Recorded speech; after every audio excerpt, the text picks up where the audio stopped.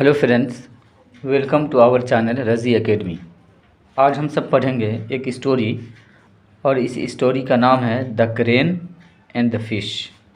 Crane मतलब होता है सारस, एक पक्षी का नाम है, और फिश मतलब मछली। The crane and the fish. Story है, there was a big pond in a forest. कह रहे हैं कि एक जंगल में, इन ए फॉरेस्ट, एक जंगल में एक बहुत ही बड़ा तालाब था। पॉन्ड मतलब होता है तालाब, तो एक तालाब था। A large number of fish lived in it. कह रहे हैं कि उसमें मतलब तालाब में ए लार्ज नंबर ऑफ का मतलब होता है बहुत अधिक, बहुत ही ज़्यादा मछलियाँ रहते थे। A large number of fish lived in it. 1 year, एक साल, देर वाज नो रेन, वहाँ वर्षा नहीं हुआ, बारिश नहीं हुई वहाँ। The pond was drying up. कह रहे हैं कि जो नदी था, जो तालाब था, वो सूखने लगा। The pond was drying up. उसके बाद है, there was a clever crane. वहाँ एक चालाक सारस रहती थी। एक पक्षी का नाम है जिसको क्रेन कहते हैं, हिंदी में सारस कहते हैं। It went to fish and said. वह गया मछली के पास और बोला, डियर फ्रेंड्स, प्यारे दोस्त। मतलब कि जो पक्षी थी सारस, वो गई मछलियों के पास और बोलती है, dear friends, I am very sorry for you. मैं तुम्हारे लिए बहुत ही दुखद हूँ। मतलब मुझे बहुत दुख है कि तुम सभी के लिए कि नदी का पानी सूख रहा है, अब तुम सब कैसे रहोगे यहाँ। There's not much water in the pond. यहाँ पॉन्ड में, तालाब में ज़्यादा पानी नहीं है। देयर्स नॉट मच वाटर, अधिक पानी नहीं है, इन द पॉन्ड, तालाब में। Soon it will dry up, जल्द ही ये पूरे सूख जाएगा। Soon it will dry up. You will all die, तुम सभी मर जाओगे। You will all die. There's another pond nearby. कह रहे हैं कि इसके बगल में एक दूसरा तालाब है। There is another pond near, near मतलब नज़दीक, पास। A plenty, there's plenty of water in it. कह रहे हैं कि इसमें बहुत ही अधिक पानी है। कम विथ मी, चलो मेरे साथ। I will take you there, मैं तुम्हें वहाँ ले जाऊँगा। I will take you there. How will you take us all, the fish asked. मछली पूछता है, how will you take us all, तुम हम सभी को कैसे ले जाओगे। How will you take us all. I will take one at a time, मैं एक बार में एक को ले जाऊंगा। वन एट अ टाइम, एक को ले जाऊंगा एक बार में, एट अ टाइम। फर्स्ट, पहले। I will show you pond, मैं तुम्हें तालाब दिखाऊंगी। I will show you pond. The fish agreed, मछली तैयार हो जाती है। The crane took one fish, जो क्रेन होती है, जो सारस होती है, वह पकड़ती है एक मछली को। Took one fish in its beak, अपने चोंच में। It flew to the other pond, और वह उड़ती है दूसरे पॉन्ड की तरफ, दूसरे तालाब की तरफ। Then it brought the fish back, और उसको वापस लाती है। मतलब कि उस मछली को तालाब दिखाकर उसे वापस, ब्रिंग मतलब लाना, ब्राउट मतलब लाई। Then it brought the fish back, मछली को वापस लाती है। The fish told its friend that it was a lovely pond. तो वो जो मछली होती है वो बताती है अपने दोस्तों को कि एक बहुत ही लवली, प्यारा सा तालाब है। It was a lovely pond.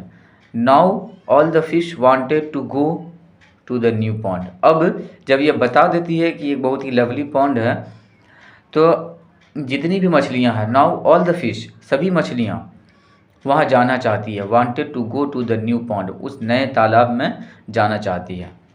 The crane again took a fish. The crane, सारस, फिर से एक मछली को अपने चोंच में लेती है। But it did not go to the other pond, लेकिन वह दूसरे तालाब की तरफ नहीं जाती है। वह दूसरे तालाब में नहीं जाती है। It did not go to the other pond. It flew to a tree, वह उड़ जाती है एक पेड़ पर। It sat on a branch, वह बैठती है एक ब्रांच पर, पेड़ की एक शाखा पे, एक डाली पे। And ate the fish up, और उस मछली को खा जाती है। Then it went back to the pond, और उसके बाद वह वापस फिर तालाब में जाती है। इट टुक अनदर फिश, वह पकड़ती है दूसरी मछली को, एंड एट इट अप, और उसके बाद उसे भी खा जाती है। इन दिस वे, इस तरीके से, it at up all the fish in the pond, और इस तरीके से वह तालाब के सारे मछलियों को खा जाती है। द क्रेन थाउट, क्रेन सोचती है, सारस सोचती है, आई एम वेरी क्लेवर, मैं बहुत ही चालाक हूँ। Now there was a crab in the pond, अब उस तालाब में एक क्रैब बचा हुआ था। क्रैब मतलब होता है केकड़ा। नाउ अब there was a crab in the pond, उस तालाब में एक केकड़ा बचा हुआ था। The crane said to the crab, crane मतलब कि सारस कहती है उस केकड़ा से, shall I take you to the new pond, क्या मैं तुम्हें ले जा सकती हूँ नए तालाब में। Shall I take you to the new pond, all right, ठीक है। द क्रैब सेड, मतलब वो केकड़ा कहता है ठीक है ले चलो मुझे भी, ऑल राइट होता है। But don't take me in your beak, लेकिन तुम मुझे अपने चोंच में मत पकड़ो। Don't take me in your beak, I may fall down, मैं नीचे गिर सकता हूँ। Let me hold on to your neck, मुझे बैठने दो तुम अपने गर्दन पे। Let me hold on to your neck. The crane agreed, सारस तैयार हो जाती है। द क्रैब, केकड़ा, सैट बैठता है, ऑन द क्रेन्स नेक, सारस के गर्दन पे। The crane flew towards the tree, सारस उड़ने लगती है उस पेड़ की तरफ, टुवार्ड्स। द क्रैब आस्क्ड, केकड़ा पूछता है, वेयर आर यू गोइंग, तुम कहाँ जा रहे हो। I am going to that tree, मैं उस पेड़ पर जा रही हूँ। I am going to that tree.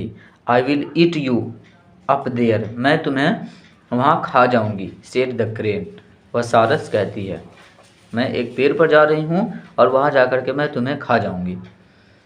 The crab understood the crane's evil intention, जो केकड़ा होता है वो समझ जाता है सारस के बुरे इरादे को, एविल इंटेंशन को। And crawled up to the bird's long neck, और रेंगते हुए पक्षी के लंबे गर्दन तक पहुंच गया। Crawled up to the bird's long neck, he caught it, उसने उसे पकड़ लिया। इन हिज शार्प क्लॉज, अपने तेज पंजों से, sharp claws. The crane came down, जो सारस थी वो नीचे गिर गई। The crane came down and the crab then cut off its neck, और उसके बाद जो केकड़ा था वो उसके गर्दन को काट दिया। कट ऑफ इट्स नेक, उसके गर्दन को काट दिया। सो इसीलिए we have learned one thing from the story, इसीलिए हमें इस स्टोरी से एक चीज़ सीखने को मिलता है। We have learned one thing from the story, even कभी भी the most powerful and wicked enemy can be defeated by the cleverness, कि बहुत ही अधिक शक्तिशाली और चालाक जो दुश्मन होता है उसे भी चतुराई से, क्लेवरनेस, चतुराई से हराया जा सकता है।